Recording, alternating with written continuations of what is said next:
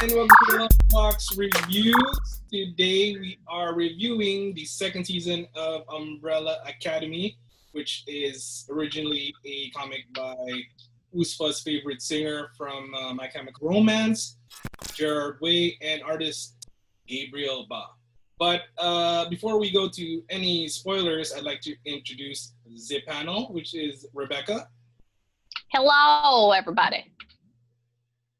Alex, and Michelle.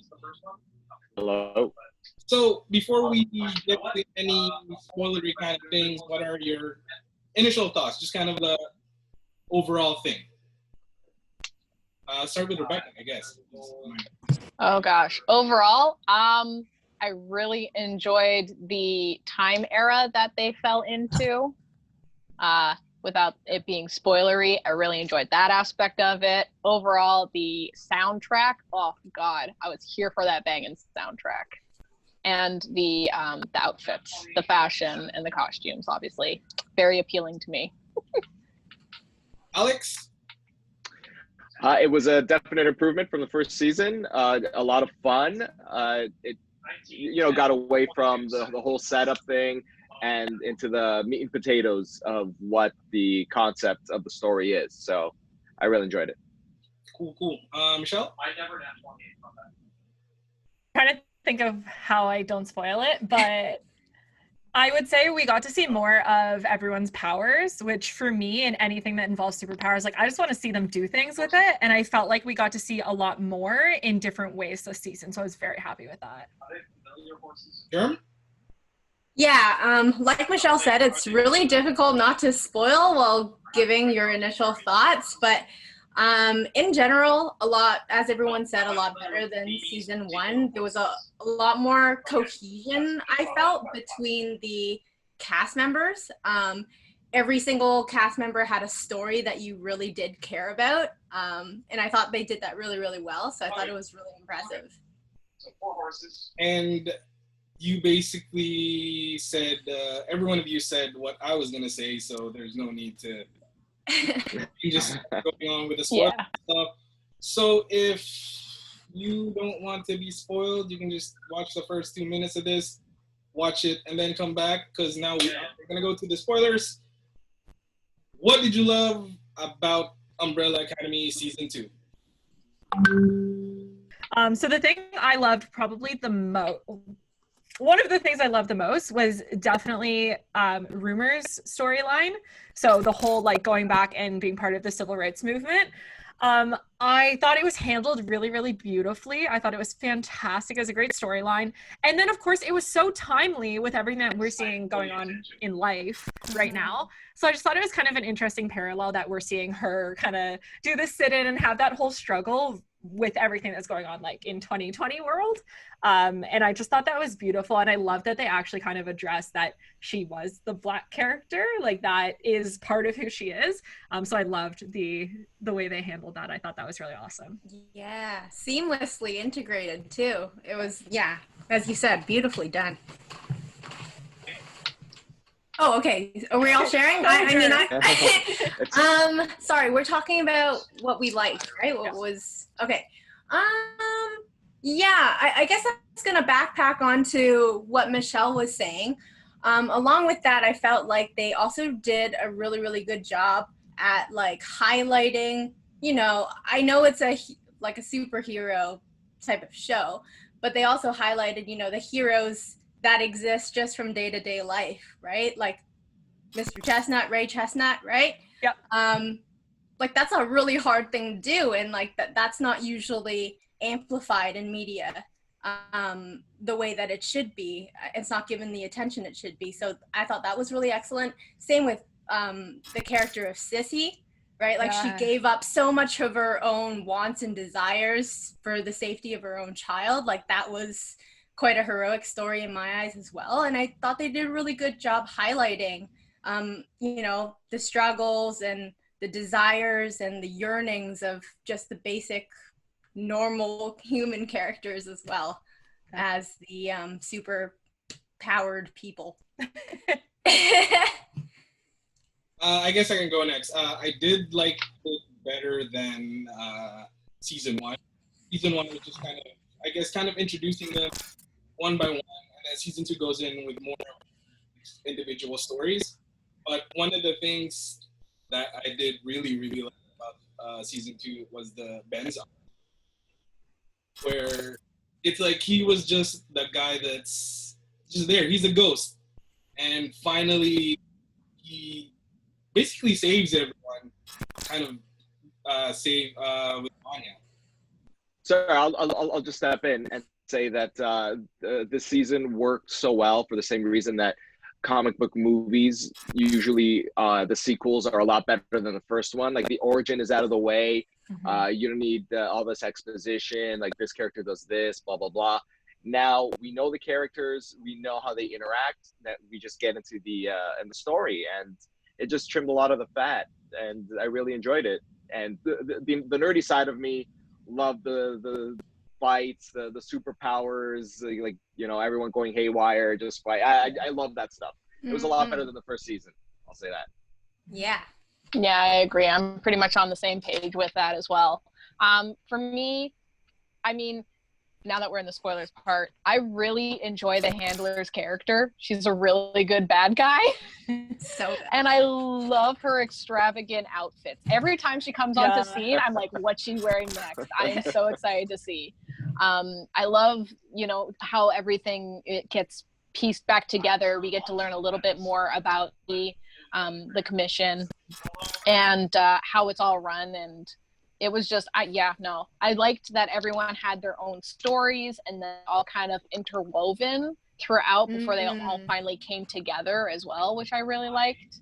All of the characters that they added in as well from this timeline were really, really good, like every single one of them. So I was like, it was great. It was great. I liked it better than the first one. Yay. Anyway, well, another thing that I really liked is that the reveal of there are more superpower children when Lila showed up, right? We know that, I think it was, I can't remember which episode, but Reginald did that thing where it's like the detergent mist, and then all the children born. So with like Lila showing up, I'm hoping that more of them are going to show up because it's kind of going the right way. Well, for me at least. I gotta say, one of my many gripes about this season, but just about the show in general, I'm tired of people being in love with their siblings. I'm sorry, stop it. I had no problem with Diego liking Lila and all of that. That was fine. But then after they slept together, after all, like everything that happened, they're like, you're part of the family. You're our sister now. No. Oh, she's not. She's just another person with superpowers that has you. Doesn't have to be family. Like, you could call it a community instead of a family. Exactly. I'm like, don't make it creepy. Like, you're making it creepy. And like, they just feel like you're one of us now or something like that. Exactly. Like, welcome to the Umbrella Academy. Haha. Like, we have a name for it. It's not siblings. We're not adopted by our dad, so like, you're not our sibling. Well, the interesting piece about the new like Sparrow Academy and like the whole new group, that's not in the comics yet. Yeah. Can we talk about that for a second? Because I rewatched the last episode, obviously at the very end where they show up, and as we know, the Ben that we know from the timeline that we are most shown the most, he's not there anymore, right? But like douchey Ben. When douchey Ben showed up as like, I guess like the leader of the Sparrow Academy, when it pans upwards to see the other members, there were only 5, including Ben. So who is missing? Who died in that timeline? Yeah. So like, I was just like, oh, like Ben's alive in the Sparrow Academy. Who are the other 5? Who's missing? Yeah. Part of the 7. Yeah, that part. So I got to that part and I was like, am I supposed to know who this, like, I've read the comics. Who the heck is this? It's not written yet. And apparently it's going to be written as a separate story hopefully for Netflix. And then also for the comic, it's going to be written at the same time. So nobody knows. The internet doesn't know. I don't know. The comic book doesn't know for sure. So exciting. It's uncharted, which I'm very, very excited about. Yeah. That's one of the great things about it too, is like the resolution of the whole story for second season was kind of like the ending, but then they give you a little teaser of what's to come with the Sparrow Academy. That was the one I was like, all right. Mm-hmm. Yes. Yeah, I'm like, when season 3? I need it right now. Agreed. It was a really good, like, it was the perfect little cliffhanger to just leave it on. Them just looking into the camera and being like, oh, like, they were just like, oh no. It was a lot better than the cliffhanger from the first season, because the first season was just so vague, so open-ended. Like, did they, where are they? Too many questions. Like this one, at least, there are good questions in this one. There's like, okay, are those their doppelgangers, or is that just a brand new team of like other kids with, or like other superpowered people? So just have to wait. Okay, so before we get to stuff we didn't like, because there were a few things I didn't like. Anyone want to more things that they want to talk about? Yeah, you know, Vanya's sort of transition in this season, it was very authentic. It was really well done. I did enjoy that, because her romance in the first season was just really weird and I don't know, semi-abusive. Yeah, very off-putting. Yeah. But this one was more natural. You could feel the genuine connection. Yeah, you could feel the genuine connection. Hey, nobody talked about Klaus yet. I was gonna. I love Klaus. I'm ready. Yeah, I know. I was hoping someone would mention his name, because I love Klaus. I've loved Klaus before. I love Klaus now. His outfits, his hair, his overall statue, and just him going. And when I realized what he was doing in the paint store. I started bawling my eyes out, because I was like, no, you're not doing this to me. And then he did. And I was like, Klaus. And then Ben was there like, don't do it. I'm like, he has to try. He has to try. Yeah. I know I would. So I was like, darn. I thought it was kind of cool and interesting that they recast his, I forget his love's name, but... Dave, thank you. They recast Dave to be a younger actor to kind of account for the couple years difference, and then also like getting jaded from the war. So I thought that was actually a really cool choice, because like they probably could have kept the same guy, but I felt like new Dave kind of had that like really shiny, like doesn't understand. Yeah, like glossy-eyed. Yeah. Yes. So I thought that was a really good choice. Yeah. And then I thought it was so interesting that he tried so hard to save him, and it ended up making it worse. And so sad, but also I thought that was a really interesting choice, that it's not all going to be like great endings for everybody, and there is kind of like an inevitability of certain choices, and I thought that was an interesting place to put that. Klaus also, like, his character was written so well, and he also had like these lines that broke the fourth wall, and it was just like amazing. Like, there was, I think when the Umbrella Academy all finally came back together, he looked around and went like, damn, like, is it just me, or did we all get hotter? I know this is impossible, but did we all get sexier? Like, I was like, yes, they did. Yeah. And like even the last episode, when they come back to 2019, he's like, damn, did we finally succeed at something? I thought those lines were so funny. So clever. I like that a lot. I love his character growth, just from being like a raging alcoholic / drug addict in the first season to like a cult leader in the second. And I thought the way they played with like him going back to alcohol was really interesting in the way they did it. It broke my heart and made me sad, but I thought it was kind of interesting in the way they made that choice and like the reasons behind that choice, which seemed really like authentic to the character. Yeah, I agree. Now let's go to stuff that we didn't like, because as great as it wasn't perfect. So I'll kind of start it off with the thing that I really hated the most. It was the action scene that we had in the first 2 minutes of the first episode, where it was just like the whole scene, and Klaus did his people that come in, and then Ben was up in the building, and Luther jumping, shielding Klaus from bombs. Like, that was crazy great action. I really wanted to see that, but then I was expecting that when all the other, what are they called? When all those, bam, they just showed up. I'm like, all right, this is gonna be a really, really good fight. But it never happened, and I still like the ending, but I wish there was just a teeny bit more action. It did seem like they blew the budget on that one scene. Yeah, I think Yeah. so. 100%. That's what I think. So. It looked like it was like the Lord of the Rings army just like coming over the hill and just not stopping with all of the field agents, right? Yeah. And then it was just More shooting, and I was like, oh, that's it. Yeah. like the whole That's it. team, like the big fight. I wanted more of that, but it's okay.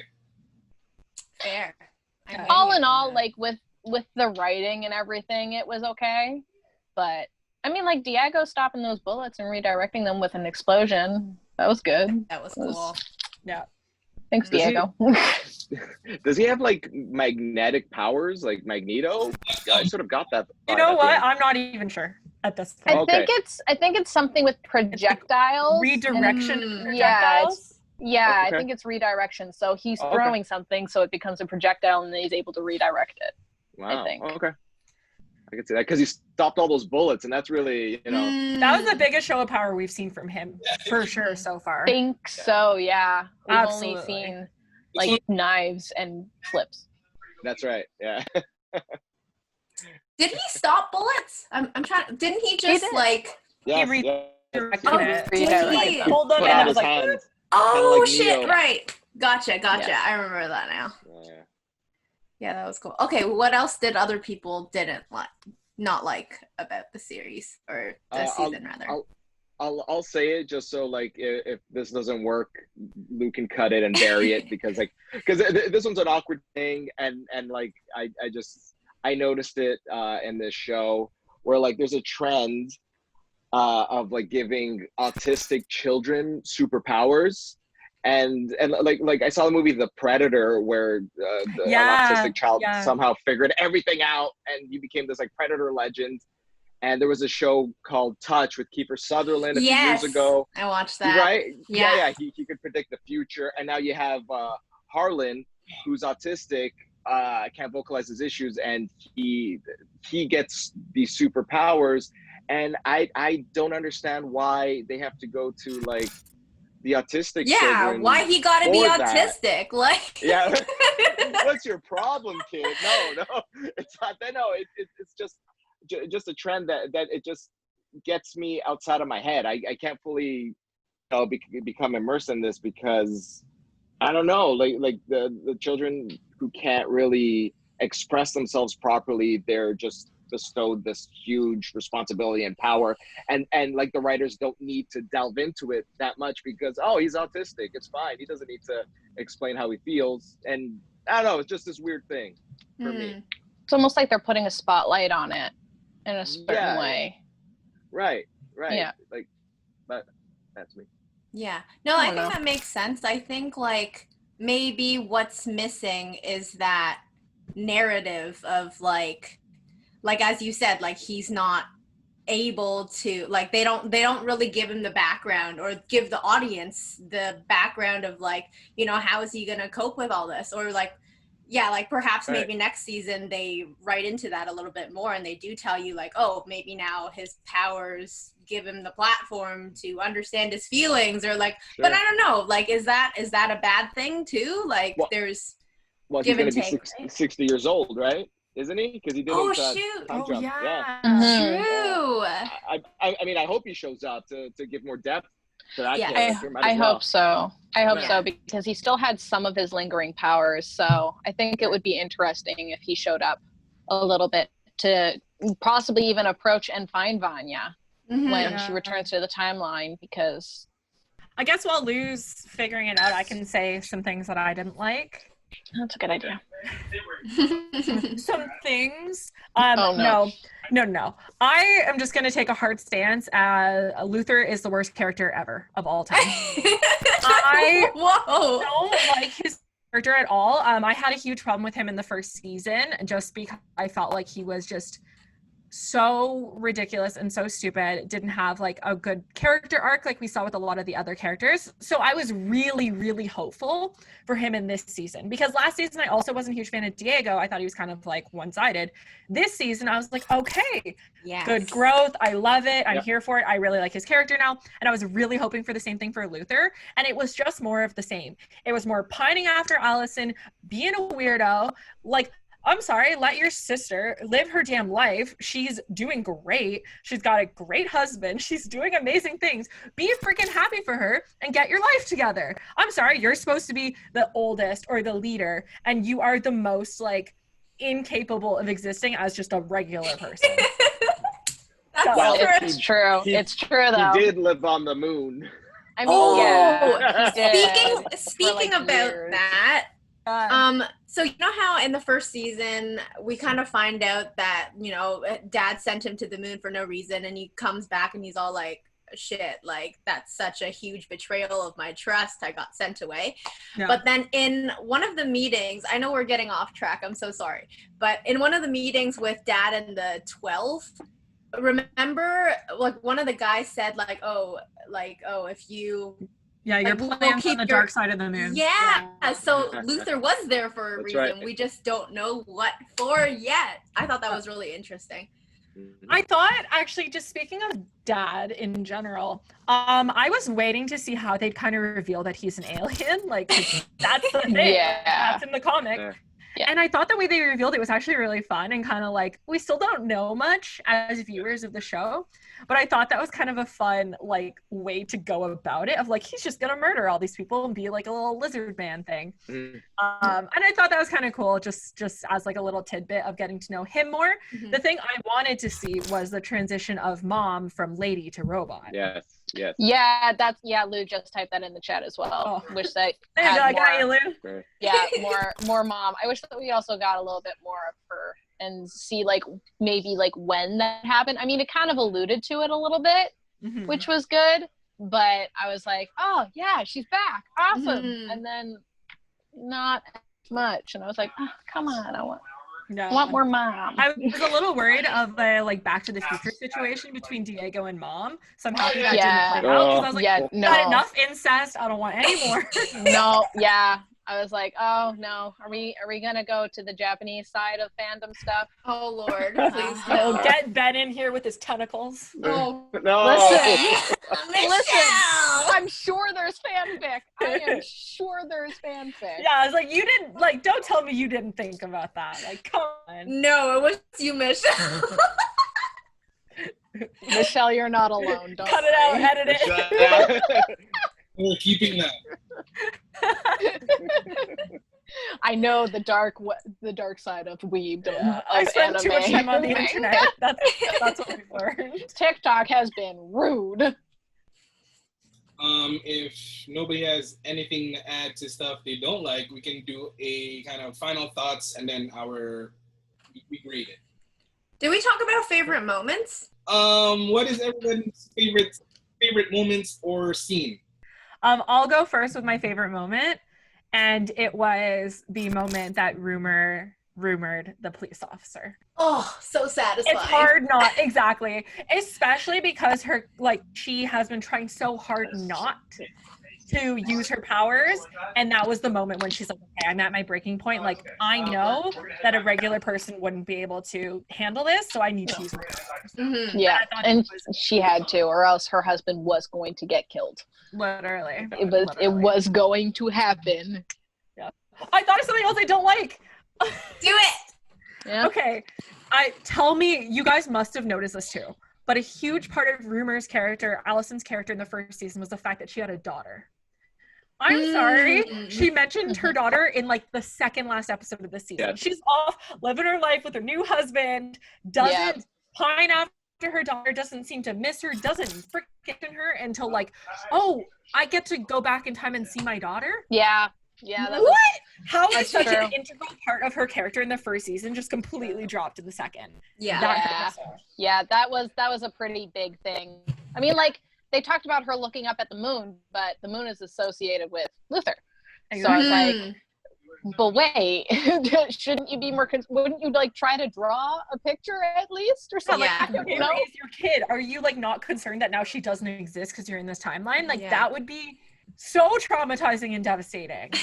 Yes. I think it would have been better if they just left out any narrative points about her daughter at all in the second season, because it was brought up so little and just like sprinkled in as an afterthought that our reaction must be like this. It's like, wait, Claire, who the fuck is that again? Oh, right. I literally did. I literally did. Literally, when she mentioned name, I Googled name and I was like, oh shit, right, yeah, she had a kid. Wait, she had a kid. Yeah. And she was fine.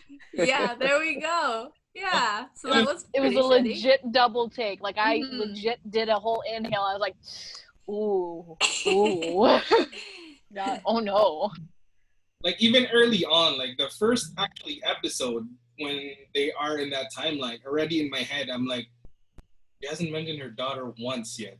Isn't like a big thing? You were, gonna leave everything behind to be with your daughter, and now you haven't mentioned her yet. And then like she didn't get mentioned till like the second to last episode. Just like, all right, that's kind of crazy. All right, someone else's favorite moment? I can go before audio cuts on and off. It's actually two. The first one is that really, really awesome act scene where Five just decided to kill the heads of the commission. Oh yeah. That scene, and then one scene that kind of gave me the warm fuzzies, and made in my cold black heart was the Ben scene with Vanya, where he was like, "Can you just please hug me to like fully disappear?" I was like, ah. Same. That was my favorite scene. The Ben farewell. Yeah. It was a big one. I cried. I actually cried. I'm a big blubber bowling baby. I cried a lot at that. I was like, Ben, no, you just got to play in the dirt too. Yeah. Yes, that's right. But also just speaking, like, of course that scene was beautiful, but the way that they set it up was also amazing, right? You saw previous to that scene, like all Vanya's brothers and sisters trying so hard to like reach her and like, getting hurt themselves. And then Ben goes in and you see this like beautiful, I don't know, foyer, and it's like so dark, and I thought that was just done so beautifully. It was in the shape of a violin, and she's just like lifeless in the corner, just like all life sucked out of her. And I thought that was like poetry. Beautiful. It was so good. And the lighting, oh my god, the lighting in that room, like, because you mentioned the violin, like having that down. I actually have a friend who does lighting for shows and stuff, and I want to ask her how they did that, because that is so specific, and I want to know how they got those clear shapes and you could see the rays. I was like, cinematography. Yeah, so beautiful. So beautiful, for sure. Okay, I'll share my favorite moment, if that's cool with everyone. So yes, of course, Ben, I guess letting go was the favorite scene of everyone's, but another one that I want to bring to everyone's attention is in the last episode where everything's all fine and dandy and Vanya goes to tell Sissy, oh, hey, like, we're all ready to go back to 2019. Let's go. And I thought in that moment, it was like such a great display of like a mother's love for her child, knowing what Sissy has gone through, like years of being in this abusive, horrible marriage where she felt so invisible. And then she meets Vanya, who made her feel alive and loved and like excited about life again. And for her to tell her, like, I can't go with you because I have to look after my son. Like, I can't expose him to that type of danger again. And for us to see that exchange of Vanya understanding that she can't put Sissy in that situation, it was just such a beautiful goodbye. Like, that, those are the goodbyes that we would love to have in our lives if we ever had to say goodbye. And I thought that was done so beautifully. And like, what a touching, like, real life thing that we would see a mother saying, you know?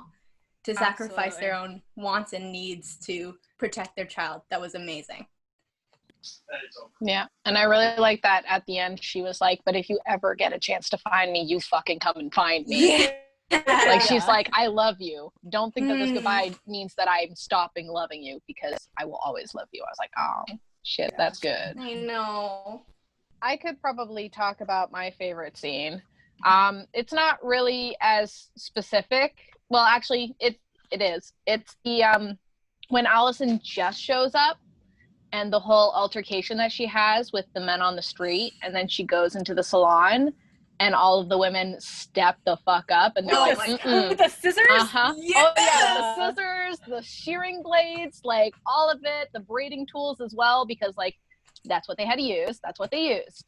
And it was just so well lined up, and so you could see how shaken up she was as well, especially because she still couldn't speak at that point, right? Mm-hmm. And I was just like, oh God, that would be awful. Absolutely awful. But in the end, you know, good, because all of the women coming together and doing that community thing. Yeah. So that was like my big, like, that was a good impact to me, you know, being a woman and just seeing that, and you're like, get wrecked, bitches. Yeah. But at the same time, the fear, especially in that time, in that era, because there was so much injustice, and yeah, it was good. The other scene that I really enjoyed is kind of a snowball off of Lou's with the whole axe murdering scene. At the very end with the two girls that open the door and then they look at 5 and they just close the door. I was like, oh, mood. That's exactly what I was doing. You're like, nope. Yeah, they're like, not my thing. Not my problem. Yeah. See shit. Goodbye. Let's go back to our polka dancing or whatever they were doing. Yeah. I want to say another favorite scene, and this goes back to something Lou didn't like, but one of my other favorite scenes was the opening sequence, that 3-minute fight on the streets. I thought it was beautiful and fantastic, because that 3-minute clip was what they released before the show actually came out. So that was the first thing I saw. And my God, I've never been more hyped for something than seeing that scene. I was on vacation with my family and I'm on the beach watching it, like, oh my God, Grandpa, you need to watch this. Like, okay. He watched it and he thought it looked cool. But I just thought that was fantastic, because that was the first time we got to see like the scope of people's powers. So seeing like pretty much a bunch of little Dr. Manhattans running around, just like the blue makes me think of that, especially like Rumor doing the, like, I heard a rumor, I blew your mind, and their heads are like, and I loved it. And then yeah, just like that whole scene and the extent of their powers I thought was really awesome. And Lou was right in the fact that they used that to tease us and then didn't go that far in the rest of it. But my hope is for the next season we're going to really get to see like more boundaries pushed with their powers. Mm-hmm. No, to defend myself, I did really like that scene. Like you said, I just wish that also happened near the end. But yeah. We got to see Vanya being fucking badass as shit in that last scene where she just basically floated and made everyone disappear. So I'm sorry, what's that? What's the other girl's powers? Is it just everyone's powers? I'm sorry. She mirrors them. She's like, a mirror. They mentioned mirroring. They don't know if she can use multiple at the same time because they didn't have that opportunity to fight all of them at the same time, because whoever she was fighting, she was using their powers against them. Yeah. That's just like, whew, that was wild. It was crazy. It was like when she first did the thing, I was like, oh, she's the same? How is she the same? That's like a 1 in 1,000 like chance or whatever. 1 in 1,000. More than that. Listen. Well, there's maybe only 1,000 kids born on that day. So like 1 in 1,000. Exactly. I'm trying to back you up. Oh, thanks. But like then like later on when they mentioned like she was mirroring it, it finally clicked and I was like, all right. Yeah, no, that makes sense. Mm-hmm. Still, that is like so powerful. So like, would she have been number 8? Like that was kind of where I was going with that in my brain. I was like, what number would she have been if she was in the Umbrella Academy? Because they're ranked based on their power level, with 1 being the worst, obviously. And then worst in powers and worst in character. So and true, then though. Working your way up.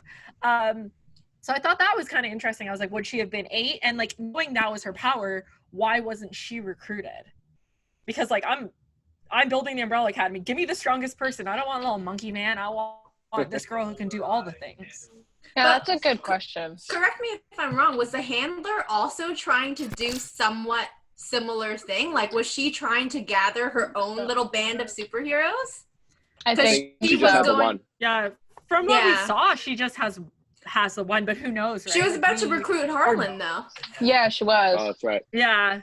So maybe she has more kids? That's the thought, yeah. If she was trying to get more, then that means that she knew about them previously. Interesting.